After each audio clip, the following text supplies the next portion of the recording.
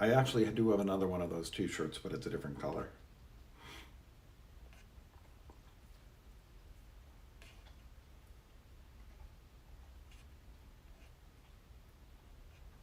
Wow, look at that. That's very yellow. I wonder what that's about.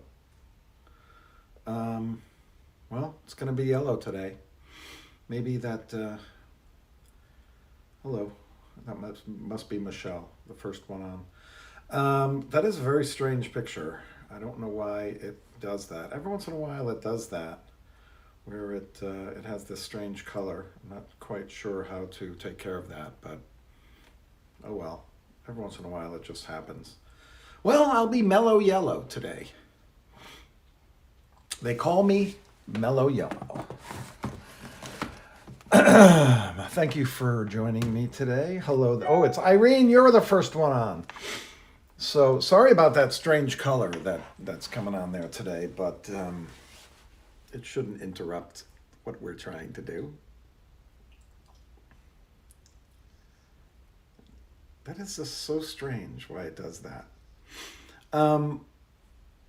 Okay, today, since it's Sukkot, I probably should have done this from my sukkah outside, but it's kind of chilly outside. It's a very cold Los Angeles afternoon. It must be in the 60s, high 60s. But today we are doing, hello Helene, mellow yellow, right. Today's our final day, and I'd like to talk about something interesting that happened actually yesterday afternoon. I was studying the Torah portion of Vayetze with a student, a bar mitzvah student. And, there's a lot of interesting things in that Torah portion. But he wanted to talk about the section where Rachel and Leah, it's really more Leah, she is blessed to have children. So she has a child and she says, now my husband will love me. Then she has another one. She says, well, God gave me this gift. For sure, my husband's going to pay attention to me. And it keeps going on like that. Like, now that I've had this child, Jacob's going to love me. And certainly he doesn't really, in a way, love Leah, although, he keeps having kids with her. And then Rachel feels bad because she can't have kids. So she gives him her maidservant, and he has a child with a maidservant. And then Leah's like, oh, well, if she's going to do that, I'm going to do that. And they go back and forth, and it's like this huge competition between Rachel and Leah to see who can give more children to Jacob. And I was just curious as to why the student wanted to pick this section. It's not a well-known section, and it's not something that usually catches the eye of a 13-year-old kid. And we started talking about why it was, hello Valerie, hello Michelle, talking about why it was that these women felt the need to, keep giving Jacob children. And we were talking about the idea that 3,000 years ago, the way that a woman had value is if she was able to bear children. That was the measure of her value. And that led us to a discussion about what it is that we value today. What makes someone worth anything? And this is not a discussion about the trance of unworthiness, but it's more like when you go into the sukkah, you don't bring a TV, maybe you won't bring your phone, right? There really isn't electricity in there, although a lot of people do bring lights in. But you don't have any of the comforts of our life. And when you sit in the sukkah, it's just you. And so, when you consider the idea of why a human being is valued nowadays, it occurred to me that it depends really upon what world you live in. If you live in the world of sports, what's valued is your physical prowess. Each sport actually has something different that is valued. If you live in the world of the arts, then what you create and in the way in which you create it, that creates your value. People that are brought up in an environment of traditional Judaism, then Torah learning, is the thing that is valued most highly. And so who's held up above are people that are more knowledgeable or have studied Torah more.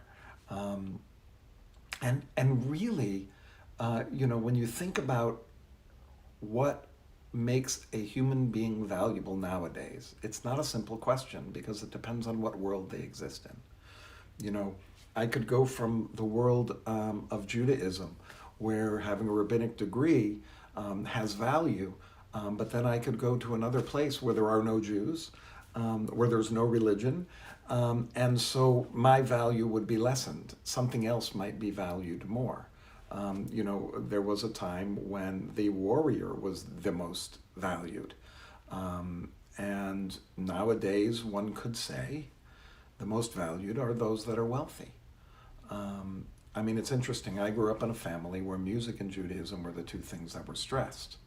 So whether someone made a lot of money or not, that wasn't actually anything that was necessarily valued in my family, to my utter dismay, now that I'm an adult. But if we look at other families, then that's what their measure is. I've always felt like the thing that you use to describe a person to someone else, the first couple of things you use to describe them, those are the things you value. So some people, when you talk to them and they're describing someone else, they might say, oh yeah, they're really smart, or they're really funny, or they're very good looking, or they're very tall. Whatever it is that first thing that comes out of your mouth in describing someone, that is usually, I feel, like that is the thing that is valued more than anything else. So that's one way you can kind of tell what is valued. How does one achieve value in the world? But let's go back to Sukkah. You go into the Sukkah, it's just you, right? There aren't people around. Your family's not around. They might be with you, but we're doing a meditation. It's all quiet. How do you value yourself? What do you feel you need to do to feel valued? Do you do that thing? Can you accomplish what you feel is valued? If I felt like being a professional baseball player is the thing that would make me most valued, I would live my whole life unvalued, right? Not worth anything. And by the way, that isn't one of my aspirations. Although I did, when I was a kid, I did want to be on a football team, but I'm a Jewish guy, so my mom didn't even let me play tackle football. So when it comes down to it, you move into the Sukkah and you don't have any of the material goods that you normally have in your house. So you're left with just you, with your friends, with your family.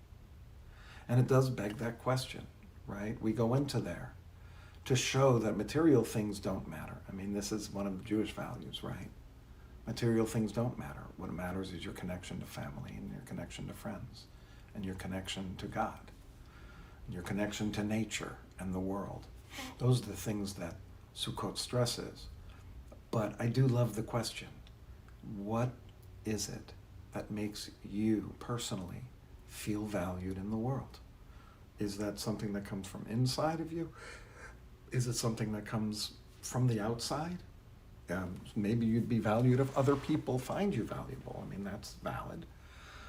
As a matter of fact, I would never judge what one person believes is valuable than not. I'm not one who necessarily believes that, the one with the most toys wins, or the richest one is the most important.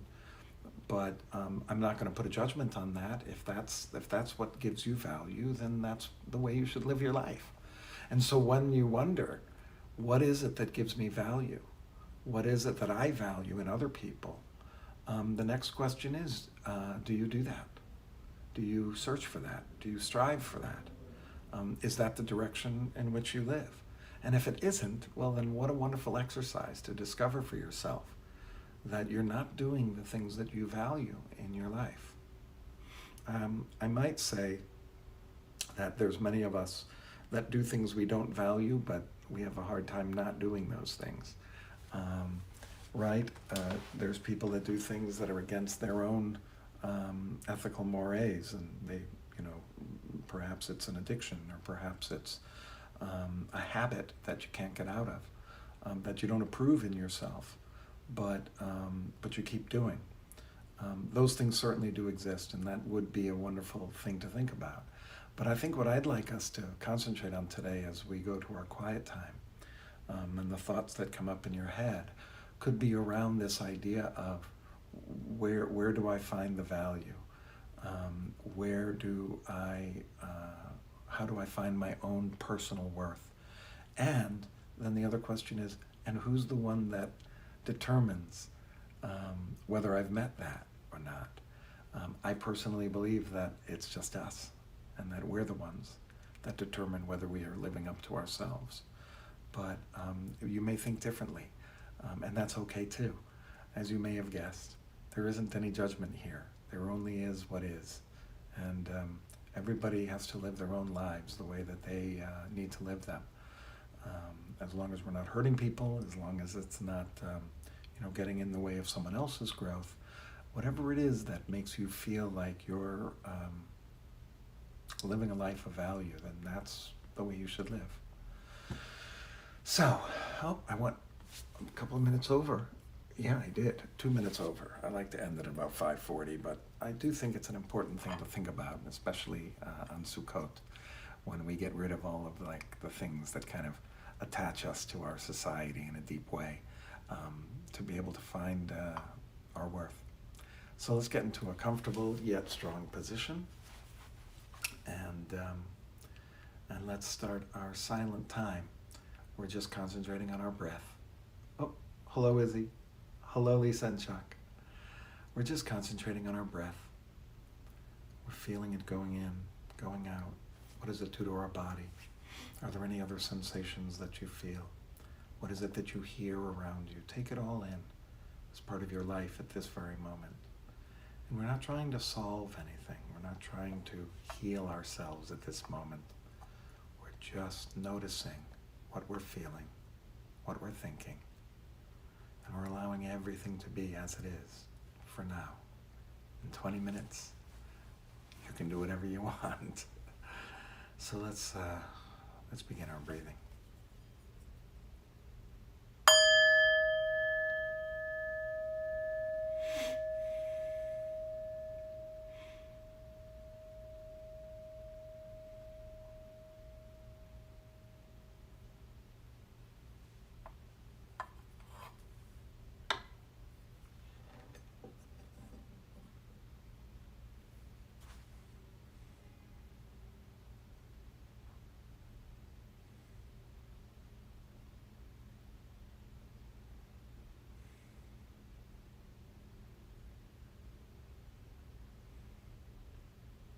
Just a little reminder, we're not trying to stop our mind from taking us away. It will do that. If we try to stop it, then we're going to judge ourselves that we're not able to. So just notice where your mind is taking you. And then the act of bringing yourself back to your breath and concentrating on your breath. If you start getting caught up in solving your problems, just say to yourself, this is wonderful and we do need to solve this. But let's just go back to our breath for now. This is what we're doing now.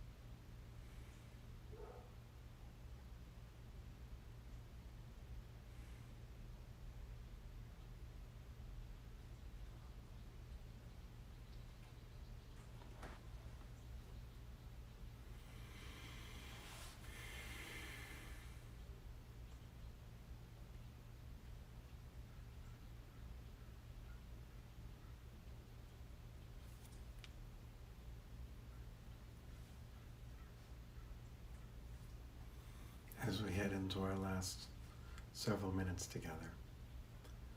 On our Thursdays, we ask for the third of the priestly benedictions to help us in our feelings to enter into Shabbat. And for these, we also include them in the time that we're in the Sukkah. May I feel joy, and may I feel whole. I think the opening section today was really about feeling whole, feeling that you have worth, feeling that you're doing what you feel is important for you to be doing. And so, may I feel whole. May that which I am and that which I'd love to be, may those two things find their way together, which could lead to a feeling of wholeness. Or perhaps it's that we feel as if our life is full, and that makes it whole. Or perhaps may I feel joy leads to may I feel whole, and may I feel whole leads to may I feel joy. Yesterday we spent time thinking about joy. We can continue that thought. May I feel joy, and may I feel whole. Let's not forget to give a tiny little smile as we say these. May I feel joy. May I feel whole. May I feel joy. May I feel whole.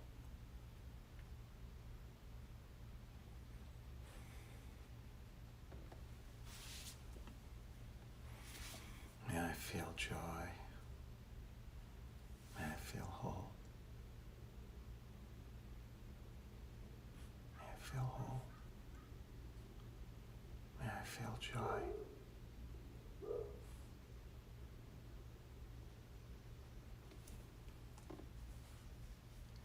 May I feel joy. May I feel whole.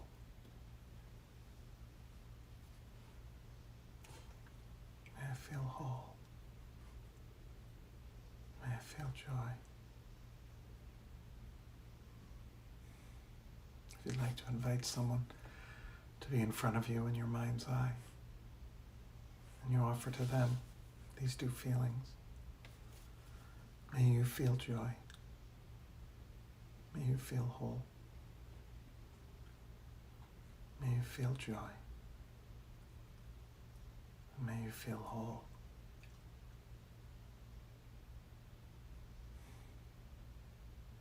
May you feel joy. May you feel whole. May you feel whole. May you feel joy.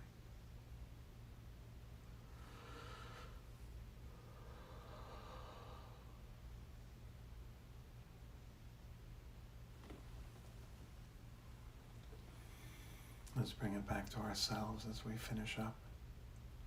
Just a couple of breaths. May I feel joy. May I feel whole. May I feel joy. May I feel whole.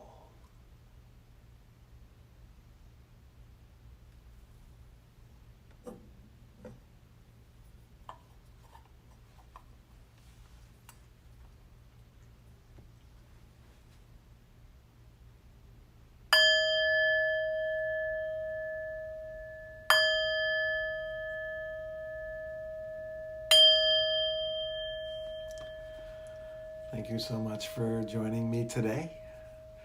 I hope you were able to find stillness and peace. Hope you have a joyous Sukkot celebration over the weekend.